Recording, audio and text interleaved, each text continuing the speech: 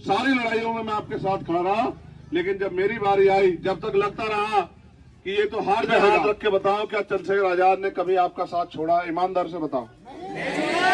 नहीं छोड़ा। मेरी अपनी लड़ाई नहीं थी जाती, किसने मेरी जमीन नहीं दबाई थी, किसने मुझे बे नहीं कहा था, लेकिन गरीबों पे जुल्म हुआ था।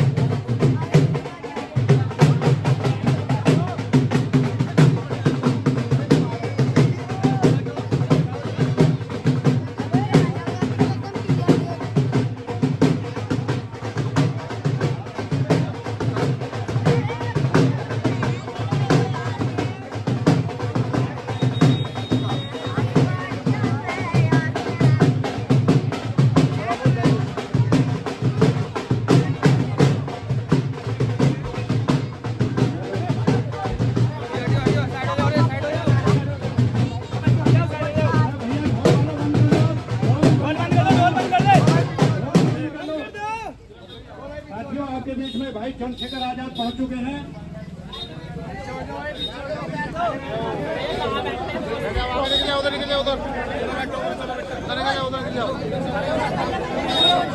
मैं सभी लामा खेड़ा के बुजुर्गों से, नौजवान साथियों से, प्यारे बच्चों से, महिलाओं से कहना चाहूंगा,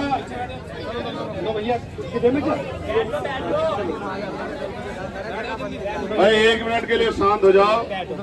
मेरे प्यारे भाइयों, आप और मैं जानते हैं कि ये चुनावी कार्यक्रम है और चुनाव में समय की सबसे बड़ी कमी है, क्योंकि आपको और पता, मुझे पता है कि प्रोग्राम आगे उन्होंने लगा भी रखा है भाइयों ने। आपने स्वागत के लिए यहाँ भी इंतजाम किया, मैं आपके दिल का, आपके इस प्यार का दिल की गहराई से शुक्रिया अदा करता हूँ। लेकिन आप और मुझे, अगर आप नहीं समझोगे मेरी हालत को, तो कौन समझेगा? ये चुनावी समय है और हमें जो प्रोग्राम हमारे लगे हैं वो समय से करने हैं, क्योंकि उन पे परमिशन है। जहां भी हम जा रहे हैं लोगों से वोटों की अपील कर रहे हैं, क्योंकि मैं क्या करता हूं, क्या सोचता हूं, इन सब चीजों को पिछले 11 साल से मैं मेहनत कर रहा हूं। आपने टीवी के माध्यम से, अखबार के माध्यम से, फोन के माध्यम से, व्हाट्सएप के माध्यम से, फेसबुक के माध्यम से सारी चीजें देखी होंगी, और उन सारी चीजों को देखने के बाद, क्योंकि आप पढ़े लिखे समझदार लोग हैं, अपने आप निर्णय ले सकते हैं कि इस देश में संविधान को बचाने के लिए, लोकतंत्र को बचाने के लिए, गरीबों कमजोरों की आवाज बनने के लिए कौन लड़ रहा है, ये आपसे छिपा हुआ नहीं। कोई ऐसी लड़ाई नहीं है जो मैंने ना लड़ी हो, कोई ऐसी लड़ाई नहीं है जिसमें मैंने हर गरीब, किसान, कमजोर, मजदूर, नौजवान, मजलूम का साथ ना दिया हो। सारी लड़ाइयों में मैं आपके साथ खड़ा रहा, लेकिन जब मेरी बारी आई, जब तक लगता रहा कि ये तो हार जाएगा, तब तक लोग कहते रहे कि हाँ हम भी साथ हैं, हम भी साथ हैं। जिस दिन लगा कि ये तो जीत जाएगा, क्योंकि जनता इससे बहुत प्यार करती है, तो फिर मुझे हराने के लिए तमाम तरह के इंतजाम किए गए। मैं तो आपके बीच आया आपसे मदद मांगने कि आप अपने दिल पे हाथ रख के बताओ, क्या चंद्रशेखर आजाद ने कभी आपका साथ छोड़ा? ईमानदार से बताओ। नहीं छोड़ा। क्या कोई ऐसी लड़ाई है जिसमें चंद्रशेखर आजाद पीछे हट गया हो? मैंने हर लड़ाई में, मैं पहली बार जब जेल गया 16 महीने जेल में रहा, 16 महीने। मेरी अपनी लड़ाई नहीं थी जाती, किसने मेरी जमीन नहीं दबाई थी, किसने मुझे बे नहीं कहा था, लेकिन गरीबों पे जुल्म हुआ था, उनको मारा गया था, उनको काटा गया था, उनको सताया गया था, उनकी लड़ाई लड़ने गया तो मेरे ऊपर मुकदमा लगा के जेल भेज दिया। जब मुझे बेल हुई तो मेरे ऊपर एनएसए लगा दी। 16 महीने जेल में रहा, एक दिन नहीं 16 महीने। लेकिन मैंने किसी को कुछ नहीं कहा। मैं बाहर आया, फिर अपना काम करने लगा, फिर जब दिल्ली में गुरु घर तोड़ दिया गया तो मैं वहां गया, रविदास जी का गुरु घर। 96 लोग, हम लोग 66 दिन तक जेल रहे तिहाड़। वहां से आया, महीना भर नहीं बीता था, एनआरसी का आंदोलन आ गया।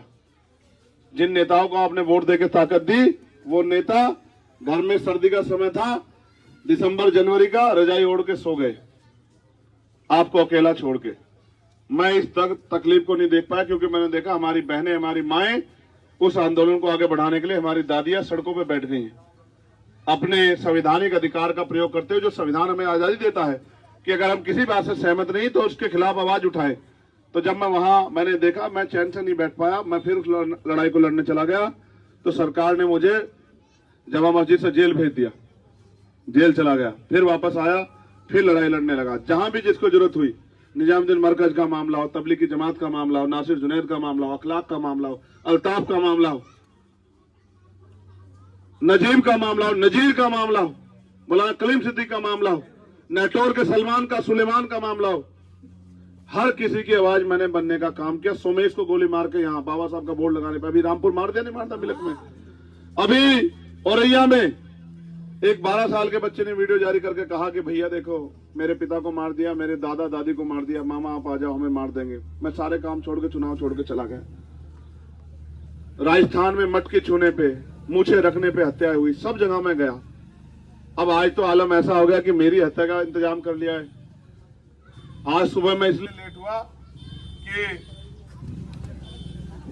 हेलो, ये माइक भी हमारे साथ नहीं रहा, देखो ये भी हमारा साथ छोड़ के चला गया। बताओ, इसका भी इंतजाम हम करेंगे। लेकिन आज सुबह ये हुआ कि बहुत सारे अधिकारी हमारे कमरे पे चले आए, हम निकलने ही वाले थे, उन्होंने हमसे कहा कि हमें बैठ के आपसे बात करनी है।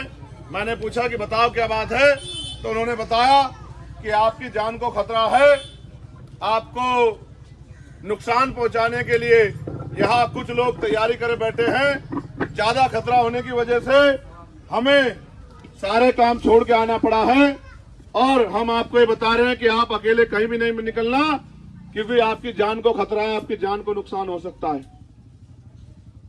अब मैं बड़ा अचंभित रह गया कि भाई मैंने तो किसी का बुरा नहीं किया, मैंने तो किसी को बुरा नहीं कहा, मेरी जान को कौन छीनना चाहता है। मैं क्या कहता मुझे समझ नहीं आया। क्यों मेरी जान लेना चाहते हैं, क्यों मुझे मार देना चाहते हैं, ये तो वही जानते होंगे। लेकिन आप मुझे बताओ, क्या मैं जान के डर से घर में बैठ जाऊं? बताओ, क्या मैं जान के डर से छिप जाऊं? मैं ये मानता हूं कि इज्जत, जिल्लत, मौत, जिंदगी, रोजी रोटी, वो कुदरत जिसने हमें पैदा किया, वो उसके हाथ में, इंसानों के हाथ में नहीं है। मैं आपसे मदद मांगने के लिए आया हूं कि मौत आए, कल की आती आज आ जाए, लेकिन ये लड़ाई जो नाइंसाफी के खिलाफ है और ताकत बनाने की लड़ाई है, मैं इसमें पीछे नहीं हट सकता। मेरे पास आप ही एक जरिया हो जिस जरिए के साथ मैं आगे बढ़ सकता हूं। मैं आपसे मदद मांगने के लिए आया हूं। ये कह रहे हैं कि चुनाव तक हम आपकी सुरक्षा करेंगे, क्योंकि चुनाव तक आपको खतरा है। मैं कह रहा हूं, खतरा तो उनको है जो कुर्सियों पर चिपके बैठे, जिनको पता है कि चंद्रशेखर आजाद आ रहा है। अब चंद्रशेखर आजाद रुकने वाला नहीं है, वो दिल्ली भी पहुंचेगा और दिल्ली में बैठे हुक्मरानों से अपने लोगों के हक अधिकार को छीनने का भी काम करेगा, आवाज उठाने का भी काम करेगा, उनकी ताकत बनने का भी काम करेगा, और उनको सुरक्षा देने का भी काम करेगा। क्योंकि आगे प्रोग्राम है, मुझे जाना है। आपकी ये भीड़, आपके सर, आपका ये प्यार ये बता रहा है कि नगीना लोकसभा के लोगों ने तो अपने अपने दिल में बात तस्दीक कर ली है कि उनको अपना फैसला किसके पक्ष में लेना है। बहुत सारे लोग आएंगे, बड़े बड़े कुर्ते वाले, बड़े बड़े गाड़ियों वाले, बड़े बड़े नाम वाले, लेकिन एक भी ऐसा नहीं आएगा जिसकी नीयत इतनी बेहतरीन हो जो आपके लिए अपनी जान की बाजी लगाने को तैयार। मैं आपसे मदद मांगने के लिए आया हूं। हो सकता है मैं इस चुनाव के भी दोबारा ना आ पाऊं। मेरी मदद करोगे नहीं करोगे बताओ? दोनों हाथ उठा के बताओ, अगर ईमानदार से मदद करोगे तो। एक हाथ जिसने उठाया, मैं समझ गया कि अभी उसके मन में कोई गुंजाइश है। जो दोनों हाथ उठाएगा उसी को मानूंगा। क्या तुम मुझको बताओ कि हाँ, तुमसे बेहतरीन उम्मीदवार हम पे है। चुनाव का मतलब होता है हाथ नीचे करो, चुनाव का मतलब होता है चयन करना। आप तराजू रख के तोल लो और बताओ चंद्रशेखर आजाद से बेहतर कोई प्रत्याशी आप पे है या नहीं है यहाँ?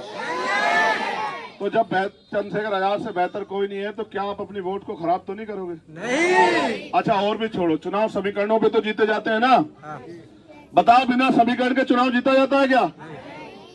मैंने बड़े बड़े नेताओं को हारते देखा। समीकरण ये कह रहे हैं, आप जो किसान, पिछड़े मुस्लिम समाज के लोग हैं, किसी गांव में फोन करके पूछ लो, 100 गांव में फोन करोगे तो 90 गांव के लोग ये कहेंगे कि यहाँ तो पूरा गांव चंद्रशेखर आजाद के साथ है, केतली के बटन को वोट दे रहा है। तो जब 90% लोग हमारे साथ हैं तो चुनाव कौन हमें हरा सकता है? आप मुझे बताओ। कोई नहीं हरा सकता है। कोई एक आदमी हरा सकता है, एक आदमी नहीं, एक सोच हरा सकती है, वो हमारा भोलापन। अगर हम जहनी गुलाम बने रहे तो वो सोच तो हमें हरा सकती है कि हमें फलाने के साथ खड़ा होना है, फलाने के साथ। अगर आपने सोच लिया कि इस बार हमें चंद्रशेखर को ताकत देनी है, फिर नहीं कोई हरा सकता, फिर नहीं कोई हरा सकता।